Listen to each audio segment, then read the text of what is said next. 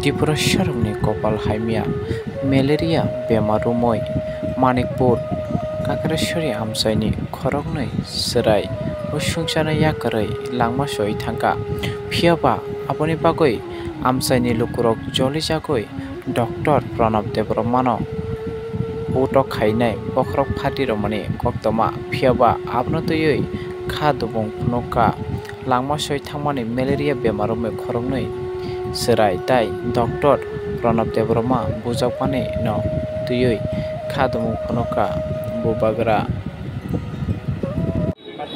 जो मलेरिया से मरा है। Malaria is a serious problem. मैं समझ सकता हूँ कि पेरेंट्स को बहुत दुख लगा होगा उनके बच्चे का मलेरिया का डेथ, लेकिन डॉक्टर को भी मारना ये ठीक बात नहीं है, क्योंकि डॉक्टर भगवान का दूसरा रूप होता है।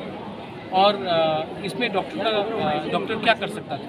अगर हॉस्पिटल में अगर इक्विपमेंट्स ही नहीं है या हॉस्पिटल में वो दवाई नहीं है तो और सीरियस मैटर है तो ऑब्वियसली उनको अगरतला आना पड़ेगा।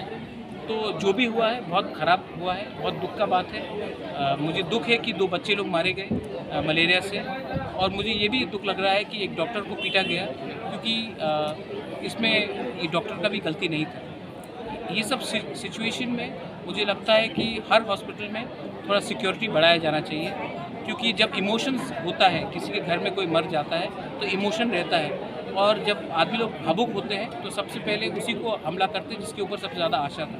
तो मुझे लगता है कि हर हॉस्पिटल में सिक्योरिटी ज़्यादा बढ़ाना चाहिए। और मैं अपील करूँगा कि मलेरिया का जो प्रॉब्लम है ढलाई में सबसे ज़्यादा ख़राब है। मेनिंजाइटिस भी होता है, मलेरिया भी होता है। इस टाइम हम सबको एक होकर, प्रशासन को एक होकर सब एवेन्यूज़ देखना पड़ेगा कि हम मलेरिया का स्प्रेड कैसे कम कर सकते हैं। हर पार्टी का एक असेसमेंट होना चाहिए। 1 साल हो चुका है तो मुझे लगा कि ब्लॉक प्रेसिडेंट, डिस्ट्रिक्ट प्रेसिडेंट को बुलाए, YTF, TWF एंड तिप्रम था, और ग्राउंड में क्या है स्टॉक सिचुएशन लेने के लिए और अपने पार्टी को क्लियरली बोलने के लिए कि आप लोग तैयारी करो, न्यूज़पेपर में जो आता है उसको विश्वास मत करो।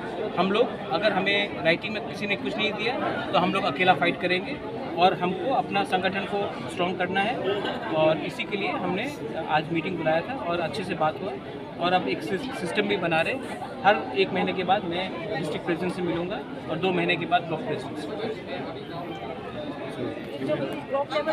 प्रॉब्लम तो हमेशा रहेगा, लेकिन अगर लीडरशिप ईमानदारी से काम करे तो बहुत चीज़ सॉल्व हो सकता है। और हमारे बीच में आंचलिक पार्टी में एक सिस्टम का प्रॉब्लम था, और अब आप देखेंगे कि जो नेशनल पार्टी है ये लोग पैसा देकर हमें तोड़ने की कोशिश करते हैं। तो मैंने कहा है कि आपको टिपरालैंड चाहिए या 1 टाइम पैसा चाहिए, आप डिसाइड करो। सबका यही पॉइंट है कि अगर हम लोग अलायंस नहीं करेंगे तो हम लोग अच्छे तरीके से हमारा रिजल्ट निकलेगा।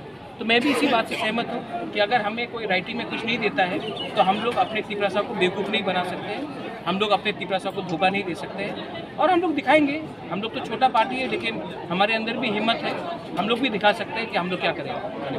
लीक करें। देखिए, मैं सबसे मिलता हूँ, सबसे बात करता हूँ, लेकिन ज़िंदगी में एक बार भी त्रिपुरालैंड को कॉम्प्रोमाइज़ नहीं किया, क्योंकि ये हमारा लोगों का बात है।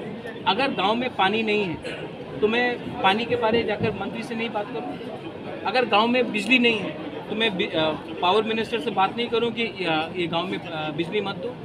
अगर गांव में साइक्लोन के बाद बहुत प्रॉब्लम हो रहा है या रास्ता ख़राब है तो मैं PWD से बात नहीं करूं कि हमारे रास्ते को ठीक करो, या फिर हम सिर्फ चुप रहे और इसको इलेक्शन इशू बनाए। बहुत प्रॉब्लम को आज ही सॉल्व करना पड़ता है।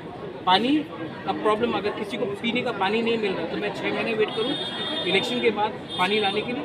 मेरा काम है कि आज ही लोगों को समस्या का प्रॉब्लम को ठीक करने के लिए। जब कोरोना हुआ तभी भी मैंने सबसे बात की। तो जो लोग न्यूज़पेपर जो छापते हैं, ये अगरतला में 2-3 न्यूज़पेपर है, उनको बहुत शौक है हमें तोड़ने के लिए, ठीक है।